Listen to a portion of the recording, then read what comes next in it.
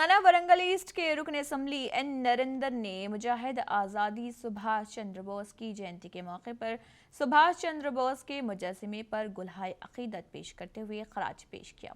इस मौके पर उन्होंने मीडिया से बात करते हुए कहा है कि सुभाष चंद्र बोस ने मुल्क की आज़ादी की जदोजहद में अहम किरदार अदा किया था। रुकन असम्बली एन नरेंद्र ने कहा है कि सुभाष चंद्र बोस की खिदमत को कभी फरामोश नहीं किया जा सकता। इस प्रोग्राम में एसीपी के ग्रेग कुमार और टीकर ने शिरकत की। జయంతి ఉత్సవాలు జరగాలని కూడా ఈ సందర్భంగా ఇక్కడ ఆర్గనైజేషన్ అందరినీ కూడా కోరడం జరిగింది. దానికి శాసనసభ్యునిగా నేను కావాల్సినటువంటి మద్దతును కూడా దానికి కావాల్సిన అన్ని రకాల అవసరాలను కూడా సమకూర్చమని కూడా చెప్పడం జరిగింది. దేశం కోసం కొట్లాడిన వాళ్ళను, దేశ స్వాతంత్రం కోసం కొట్లాడిన వాళ్ళను, రాష్ట్ర స్వాతంత్రం కోసం కొట్లాడిన వాళ్ళను, రాష్ట్ర విభజన కోసం కొట్లాడిన వాళ్ళని అందరినీ ఈనాడు కూడా మనం గుర్తించుకోవాలి, గౌరవించుకోవాలి.